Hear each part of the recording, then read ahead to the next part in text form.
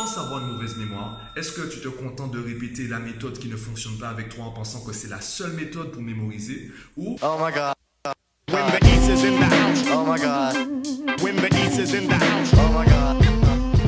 Yo, aujourd'hui j'aimerais te parler de ta mémoire. J'ai plusieurs élèves et j'ai fait partie de ces élèves également qui disent j'ai une mauvaise mémoire, j'ai du mal à me rappeler de mon cours. Il m'arrive d'arriver en évaluation, même si j'ai appris par cœur le cours, il m'arrive d'arriver en évaluation et d'avoir un trou de mémoire. Pourtant c'est bizarre, il y a des musiques que je n'aime pas et je me rappelle très facilement des paroles. Et d'ailleurs dès que j'entends la chanson, ça reste dans ma tête toute la journée.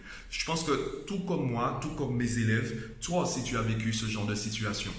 Et la question que j'aimerais te poser, ce n'est pas as-tu une bonne mémoire, c'est comment travailles-tu ta mémoire? Comment fais-tu pour mémoriser les informations? Si tu penses avoir une mauvaise mémoire, est-ce que tu te contentes de répéter la méthode qui ne fonctionne pas avec toi en pensant que c'est la seule méthode pour mémoriser? Ou es-tu en train de chercher de nouvelles méthodes peut-être plus adaptées à toi, adaptées à ton style de mémorisation pour améliorer ta mémoire? Je pense que cette deuxième question est beaucoup plus intéressante. Pourquoi? Eh bien, selon moi, tu me diras ce que tu en penses. Selon moi, la meilleure façon de travailler un cours, c'est de faire une fiche. Quand tu fais une fiche, tu organises tes pensées. Et je le dis également à mes élèves, il y a deux conditions déjà obligatoires sur une fiche. Pas de phrase.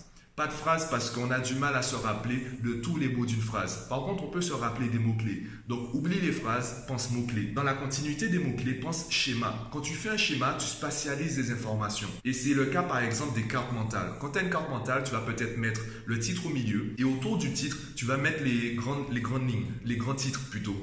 Et pour chaque grand titre, tu auras des sous-titres. Pour chaque sous-titre, tu auras des informations, peut-être des conséquences, des propriétés, des théorèmes, etc. Quand tu essaies de te rappeler d'une information particulière, tu vas surtout te rappeler d'un chemin. Tu vas partir du titre général, du grand titre, et tu vas passer d'une information à l'autre, et ça permettra de classer les informations. Par contre, si tu apprends sous forme de paragraphe, imaginons que tu as 10 informations à la suite dont tu dois te rappeler, et que tu souhaites avoir la 8e information.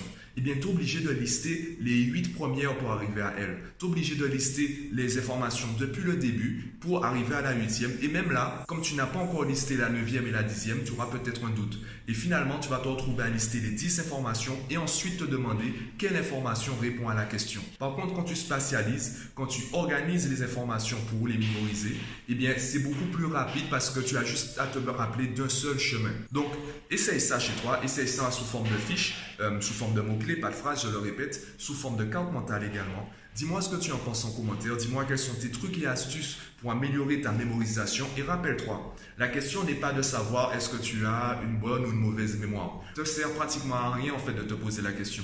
La bonne question, c'est comment faire pour améliorer tes facultés de mémorisation. Quelles sont les méthodes que tu pourrais tester, voire adapter pour améliorer ta mémorisation?